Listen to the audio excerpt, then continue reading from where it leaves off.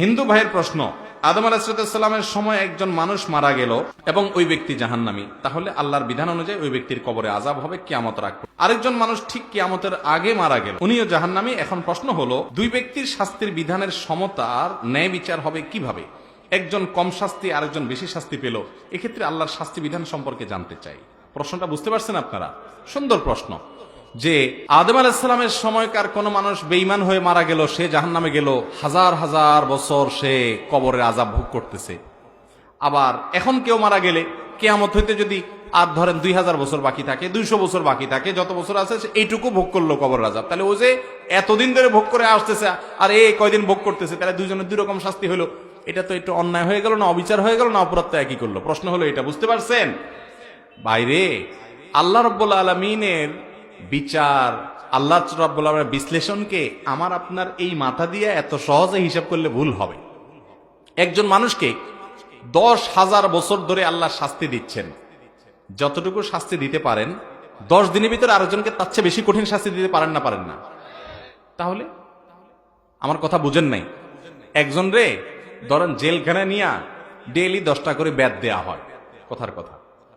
ওর বেতের বাড়ির যে ওজন হয়, মাপ হয়, আরেকজন রে একদিন আগে জেলে আইনা এমন জোরে দিছে যে আগেরটা 10 দিন ধরে যে মাপে খাইছে ও একদিনে যা খাইছে ওইটা সমান হয়ে গেছে। হইতে পারে না? এই সহজ কিছু বুঝেন না? এটা তো দুনিয়ার মানুষই পারে। সেখানে আল্লাহ রাব্বুল আলামিন সূক্ষ্মদর্শী, তিনি লতীফ, তিনি সবকিছু করতে পারেন। অতএব বান্দার মাঝে তিনি জুলুম করবেন না। আল্লাহ কোরআনে বলেছেন, আল্লাহ তাআলা জুলুম করবেন না কারোর প্রতি, বান্দার প্রতি। ওমা রব্বুকা বিযাল্লামিল লিল আবিদ, তোমার রব বান্দার প্রতি কোনো জুলুম করবেন না। পাই পাই করে বুঝাই দিবেন, দুনিয়ার কোনো মিটারে ধরা পড়বে না। আল্লাহ তাআলা এরকম ন্যায় বিচার করবেন।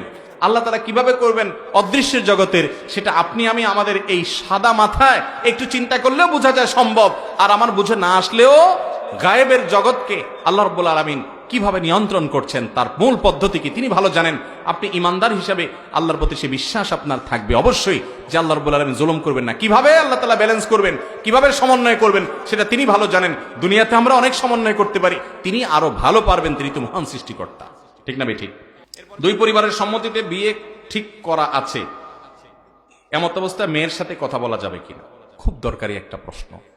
আমাদের দেশে বিয়ের আগে অনেক সময় দেখা যায় একটা নাম দিছে এঙ্গেজমেন্ট। আসেনি আপনাদের এলাকায়?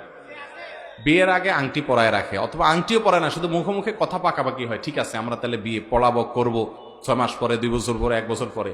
ওই এঙ্গেজমেন্টের পরে, আংটি পরানোর পরে অথবা কথা পাকাপাকি হওয়ার পরে ছেলে মেয়ে মনে করে তাহলে আমরা বোধহয় এখন জামাই বউ হয়ে গেছে। এবার সারাদিন ইটিস পিটিস, আলাপ সালাপ বেহুদা করতে থাকে, স্বামী স্ত্রী সুলভ। টাটকা হারাম, জায়েজ নাই। যতক্ষণ পর্যন্ত আগদ না হয়েছে ততক্ষণ পর্যন্ত আপনারা স্বামী স্ত্রী হতে পারবেন। এতই যখন ইচ্ছা তাহলে আগদটা করাই ফেলান। আবার ঝুলা রাখবেন কেন? এঙ্গেজমেন্ট আবার কি? এঙ্গেজমেন্ট জিনিসটা কি? ইসলামে কোনো এঙ্গেজমেন্ট ফ্যাঙ্গেজমেন্ট নাই। আগদ হয়ে গেছে, বিয়ে হয়েছে, আগদ হয় নাই, বিয়ে নাই, শেষ। আমাদের দেশে এটা আরেক রোগ, যে বিয়ের কথা বলে ওই কলা দিয়া ঝুলায় রাখে। আংটি একটা পরাই দিছে, এই মেয়েরা আর কোথাও বিয়ে দিতে পারবেন না, আমরা দখল করে নিছি। তো দখলই যখন করছো ভাই, আগদ পড়ায় দাও। ছেলে মেয়ে দূরে থাকবে, এখন থাকুক, সমস্যা নেই, পরে উঠাউঠি করিও। তারা যে পারস্পরিক আলাপ সালাপ করবে সেটা হারাম না হয়।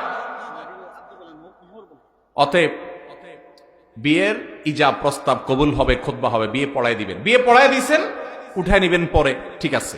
হয়তো মেয়ের পরীক্ষা আছে, ছেলের পরীক্ষা আছে, থাক, পরে করেন আনুষ্ঠানিকতা। উঠায় নেওয়া নেই, পরে করেন, কিন্তু অন্তত বিয়েটা পড়ায় দেন। বিয়েটা পড়ায় দিলে এরপরে যোগাযোগ করতে পারবেন। ওই আগদ করার নাই, কথা পাকাপাকি করছেন, বিয়ে পড়ায় নাই, এখনো শুধু আংটি পড়ায় এঙ্গেজমেন্ট করাইছেন, হ্যাঁ, কিছু হাদিয়া দিয়ে আসছেন, কথা পাকাপাকি হয়েছে।